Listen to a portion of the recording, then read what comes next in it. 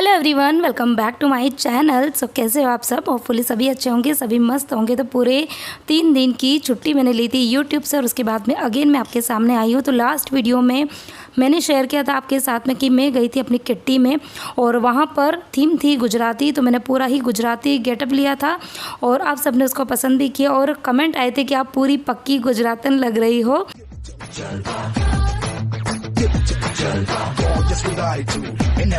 तो आज का वीडियो उस वीडियो के बाद का ही कंटिन्यूएशन है। उसके जस्ट बाद में मैं घर आ गई थी और घर आके मैंने क्या क्या काम किए वो सब आज के वीडियो में देखेंगे।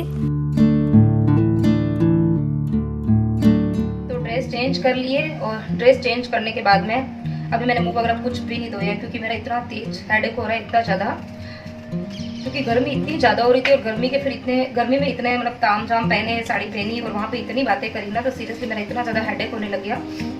और आने के बाद में वैसे तो मैं ना जैसे आती हूँ ना बाहर से, तो फिर आने के बाद में तुरंत कपड़े वगैरह चेंज करके हाथ मुँह धो के और चाय पी लेती, तो उससे थोड़ा सा बॉडी रिलैक्स हो जाती। लेकिन आज मेरी फ्रेंड इधर ही थी ना, तो फिर उससे बातें करने में रह गया था और उसको भी चाय पीनी नहीं थी। गर्मी इतनी ज़्यादा गर्मी लग रही थी ना, तो उसने भी ना बोल दिया।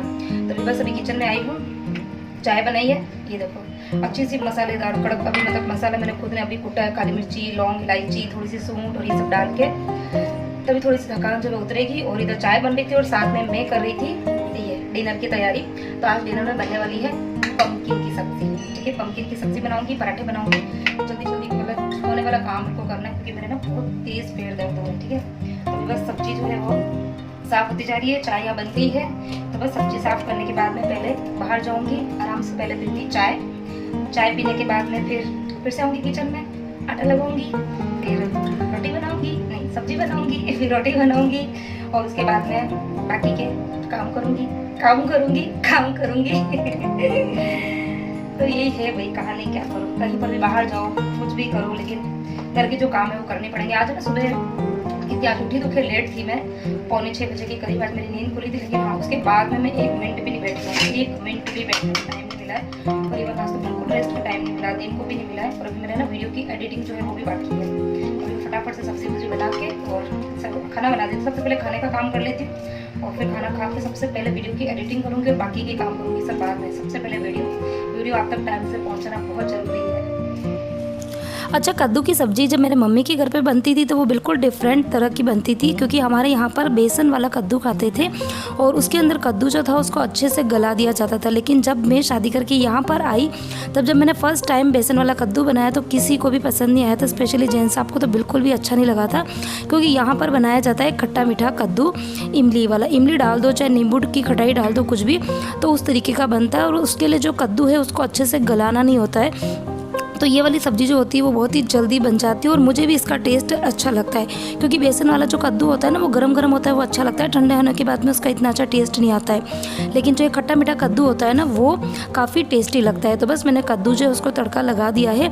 और मॉर्निंग में मैंने बनाया था दाल, चावल और रोटी। तो बच्चों ने दाल और ये तो अच्छे से खा ली थी, लेकिन चावल थोड़े बहुत बच गए थे।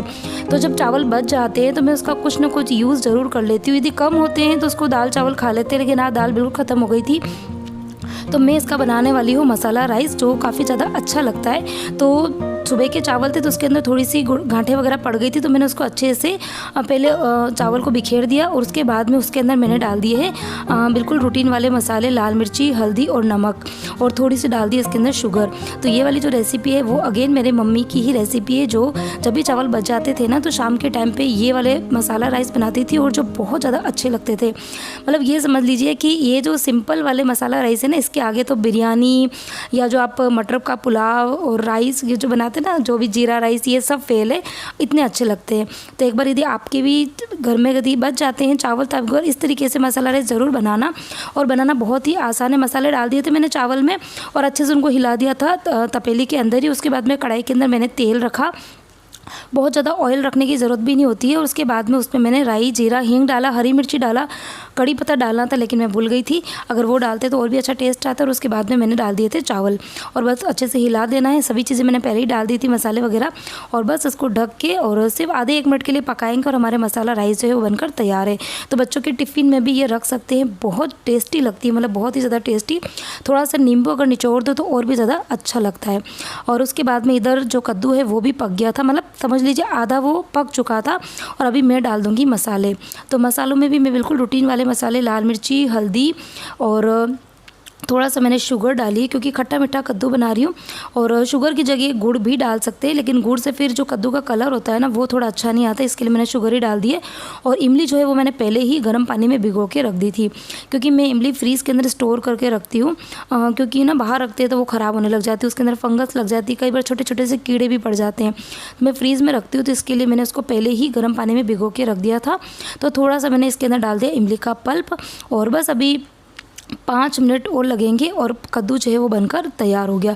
तो कद्दू भी बन गया, मैंने रोटी भी बना दी थी। और जब तक जेन साहब आ गए थे घर पर, तो करीबन आज वो जल्दी आ गए थे, 5:45 बजे आ गए थे। और मुझे जब वो आया ना तो अच्छा इसलिए लगा क्योंकि आज मुझे हो रही थी थकान, और मैं ये सोच रही थी कि अगर मेरे काम जल्दी हो जाएंगे तो फिर मैं बाहर पहले थोड़ा सा वॉक करने तो जाती हूँ, और उसके बाद मैं सब्ज़ी भी लेके आ जाऊँगी।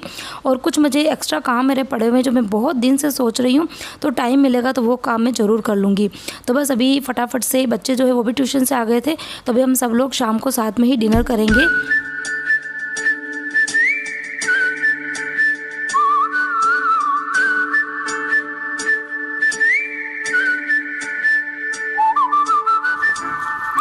अच्छा, लौकी कद्दू जनरली बच्चे जो है वो खाना पसंद नहीं करते, लेकिन ये कि थोड़ा सा उसमें ट्विस्ट दे देते हैं तो फिर बच्चे खा ही लेते हैं। तो मैं कद्दू खट्टा मीठा बनाती हूँ तो बच्चों को पसंद आ जाता है, और फिर थोड़ा सा मैंने दही भी दे दिया था। तो बस हम सबका खाना वाना हो गया। उसके बाद में मैं चली गई थी बाहर मार्केट सब्ज़ी वगैरह लेने के लिए, और आधे घंटे में आ गई थी क्योंकि मुझे आगे कुछ काम मेरे को निपटाने थे। बच्चे अभी गए हैं नीचे खेलने के लिए, तो वो भी आ जाएंगे। और इधर इसी बीच में खुशी आ गई थी, तो मैंने सोचा चलो उसके साथ में बातें भी करती जाऊँगी। और मेरे को ये काम बहुत, मतलब कितने दिन से मैं सोच रही हूँ आज करूँ कल करूँ, तो आज मैंने सोचा ये काम मैं कर ही लेती हूँ। तो ये सारा बच्चों के स्टेशनरी का सामान है, और अभी बच्चों के स्कूल जो है वो भी स्टार्ट हो गए हैं, तो जितनी भी पुरानी नोटबुक, टेक्स्ट बुक वगैरह वो सब मुझे निकालनी है। और स्टेशनरी का जितना भी सामान नया मैं भी डीमार्ट से भी लेकर आई थी, तो वो सारा मुझे अरेंज करना है। तो बहुत बड़ा काम है ये, इसमें टाइम लगने वाला था। तो इसके लिए मैं ना सोच रही हूँ कि एक बार एक एक शेल्फ जो है वो ही खाली करती हूँ, ताकि जितना काम मेरे से हो पाएगा उतना ही काम मैं भी करूँगी, क्योंकि उसके बाद में मुझे थोड़ी सी देर बच्चों को भी पढ़ाना है इसके लिए।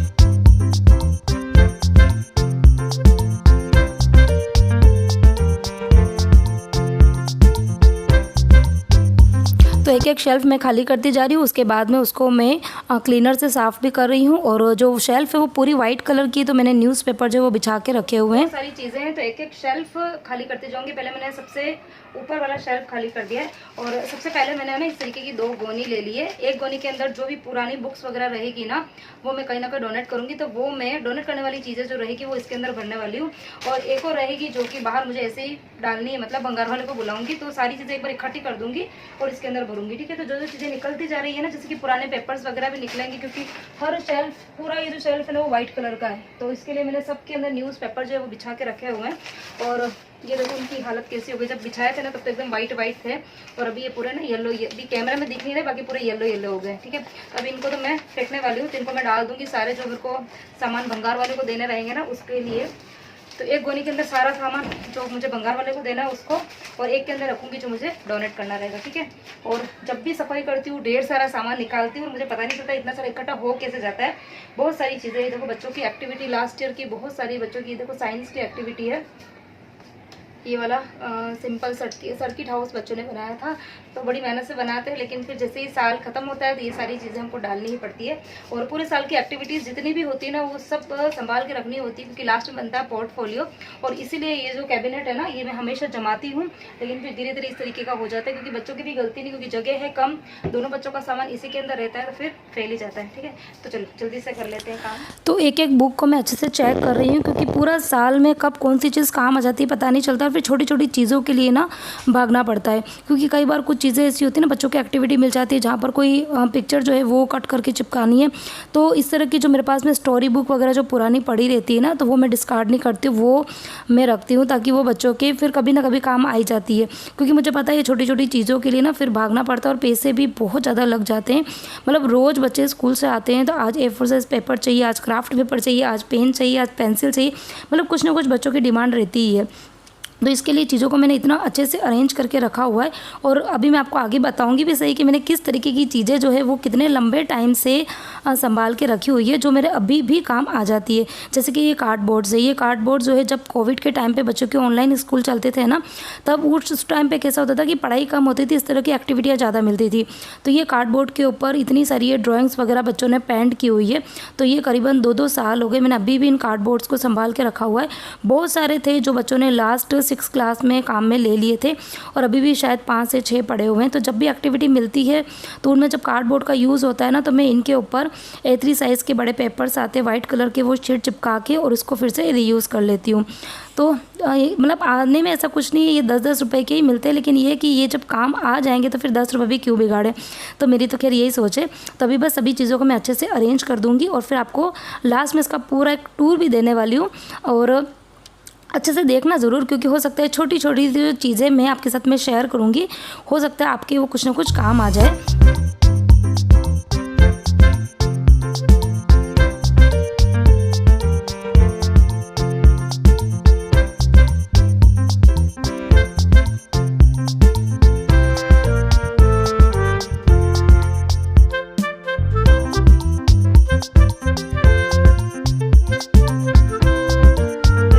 बच्चों का कैबिनेट मैंने अच्छे से अरेंज कर दिया है, हमेशा करती हूँ। खैर अभी देखते हैं कितना दिन इस तरीके से रहता है। तो थोड़ा सा फटाफट से आपको टूर दे देती हूँ बच्चों का जो कैबिनेट है उसका। तो सबसे ऊपर वाला जो शेल्फ है उसके अंदर मैंने जैसे कि छोटे छोटे से क्ले के बॉक्स से बहुत ही क्यूट से थे, तो इसको मैं फेंकती नहीं। इसी के अंदर मैंने एक के अंदर शार्पनर रखे हैं और एक के अंदर रखे हुए इरेज़र, और पास में बच्चों की जो डिक्शनरी है वो रखी हुई है। उसका जस्ट नीचे वाला जो शेल्फ है इसके अंदर मैंने क्या रखा हुआ है, यहीं पर बच्चों के जो हॉस्पिटल की फाइल्स वगैरह रहती है, मेडिकल फाइल, वो भी रखी हुई है। और इसके अलावा ये कुछ एक्स्ट्रा नोट पैड्स है वो मैंने रखे हुए हैं, और कुछ स्टोरी बुक्स वगैरह है तो वो मैंने यहाँ पे रखी है। ये मैंने वाले ऊपर वाले शेल्फ में इसलिए रखी क्योंकि इनकी रोज़ ज़रूरत नहीं होती, जब बच्चों को ज़रूरत लगेगी तो वो मुझे बोलेंगे, ठीक है। तो इसके लिए मैंने ऊपर की तरफ रखी है। उसके बाद में आते हैं नीचे की तरफ। तो ये है बच्चों की एक्स्ट्रा नोटबुक्स है जो कि भी खाली, जब बच्चों को ज़रूरत लगेगी तो उस टाइम पे लेंगे। और उसके अलावा यहाँ पर रखे मैंने सारे ही बच्चों के कलर्स में ये सारे पोस्टर कलर्स भी है, और इसके अलावा एक्रेलिक कलर्स भी है। और उसके बाद में मैंने ये 3 जो है वो छोटी छोटी सी इस तरीके की बास्केट्स हैं, ऑर्गेनाइज़र बोल सकते हैं इसको। तो इसके अंदर मैंने रखा हुआ है पंचिंग मशीन है, स्टेपलर है, और एक रखा हुआ है मैंने मार्कर। तो इन 3 चीज़ों की ज़रूरत बच्चों को बहुत ज़्यादा पड़ती है, तो इसके लिए मैंने एक छोटे से ऑर्गेनाइज़र में रखा है, ताकि जब भी बच्चों को ज़रूरत रहेगी बस यहाँ से निकालना है, यूज़ करो और फिर से यहाँ पर रख दो। तो इससे क्या होगा कि बहुत ज़्यादा मेस नहीं फैलता है। और उसके बाद में ये एक और अगेन मैंने रखा हुआ है, तो इसके अंदर ये वाइट कलर का एक्रेलिक कलर है, और उसके बाद में ये रखा हुआ है मैंने ग्लू, ठीक है। और उसके बाद में एक और छोटा सा ऑर्गेनाइज़र है। तो इस तरीके के मेरे पास में 4-5 ऑर्गेनाइज़र्स हैं, और इसके अंदर मैंने एक्स्ट्रा जो पेन वगैरह रहते हैं, पेन भी है, और इसके अलावा ये बच्चों को गिफ्ट वगैरह मिले हुए हैं तो ये मैंने ओपन नहीं किए हुए हैं ये। और इसके अलावा एक्स्ट्रा पेन और स्केल जो है वो मैंने रखे हुए हैं इसके अंदर ये। और ये वाली जो पॉलीथीन है इसके अंदर बच्चों की टेक्स्ट बुक है, और ये है बच्चों के कवर। एक्स्ट्रा जो कवर चढ़ाने के बाद में रोल बच गया था तो वो मैंने इसके अंदर रखा हुआ है, ठीक है। तो ये वाला शेल्फ। इसके बाद में आते हैं नीचे की तरफ। तो नीचे की तरफ ये सारी जो नोटबुक्स है वो है लास्ट ईयर की नोटबुक। एक्चुअली बच्चों के स्कूल की नोटबुक तो थी, इसके अलावा ट्यूशन की नोटबुक भी थी। तो ट्यूशन की नोटबुक जो थी वो सारी भरी हुई नहीं थी, तो मैंने क्या किया मैं आपको एक बार बता देती हूँ, और ऐसा कौन कौन करता है वो भी बताना ज़रूर मुझे। तो ये देखो ये इतना बड़ा रजिस्टर है ना, तो ये देखो पूरा का पूरा खाली है, खाली आगे के कुछ जो पेजेस थे ना वो भरे हुए थे, तो मैंने यहाँ पे लगा दिया है ये स्टेपलर, ठीक है। तो स्टेपलर लगा दिया, तभी देखो ये इतने सारे पेजेस जो हैं वो भी देखो बहुत सारे पेजेस खाली पड़े हैं। तो इसको डिस्कार्ड करने से ज़्यादा अच्छा है कि बच्चे एज ए रफ नोटबुक काम में ले सकते हैं। तो ये जितनी भी ये रजिस्टर जो पड़े हुए हैं ना, ये सारे बच्चों के ट्यूशन के रजिस्टर है, जिनमें काफ़ी ज़्यादा खाली पेजेस थे। तो जो भरे पेज थे उनके ऊपर मैंने स्टेपलर लगा दिया, और बाकी फिर बच्चे काम में ले लेंगे। और यहाँ पे ये 2 टेक्स्ट बुक दिख रही है, तो अभी बच्चे 7th क्लास में, तो ये 6th क्लास की साइंस की और मैथ्स की जो टेक्स्ट बुक है वो मैंने रखी है सॉरी, बाकी तो मैं डोनेट कर दूँगी, लेकिन ये 2 मैंने रखी है, ठीक है। और उसके बाद में ये वाला जो बॉक्स है इसके अंदर बच्चों के सारे क्राफ्ट के जितने भी सामान हैं जो बच्चों की एक्टिविटीज़ में लगते हैं वो मैंने रखे हुए हैं। और ऊपर ये वाला ऑर्गेनाइज़र मैं आपको बता देती हूँ, एक ये आइसक्रीम का बॉक्स, ये तो आपको मेरी वार्डरोब में, मेरे ड्रेसिंग टेबल में, किचन में, हर जगह दिख जाएगा। तो इसके अंदर क्या रखा है बताती हूँ। इसके अंदर रखे हुए मैंने बच्चों के जो जेल पेन होते हैं ना, ब्लैक और ब्लू कलर के, वो रखे हुए हैं।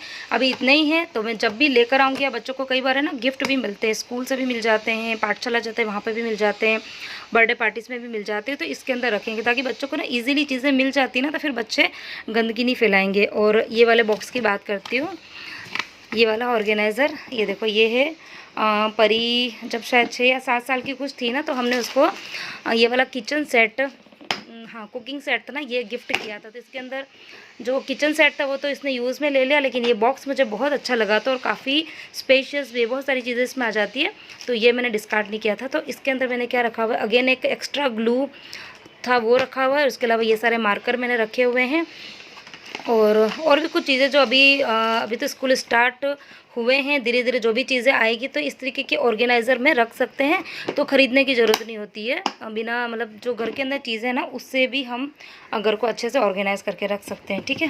तो ये है। तो और उसके बाद में आते हैं नीचे की तरफ। तो नीचे की तरफ बच्चों के जो ट्यूशन्स के बैग है, पाठशाला का भी बैग होता है, तो ये बैग मैं इसके अंदर रख देती हूँ, ठीक है। तो इस तरीके से ये पूरा ही बच्चों का स्कूल कैबिनेट जो है वो मैंने अच्छे से अरेंज कर दिया है, ठीक है।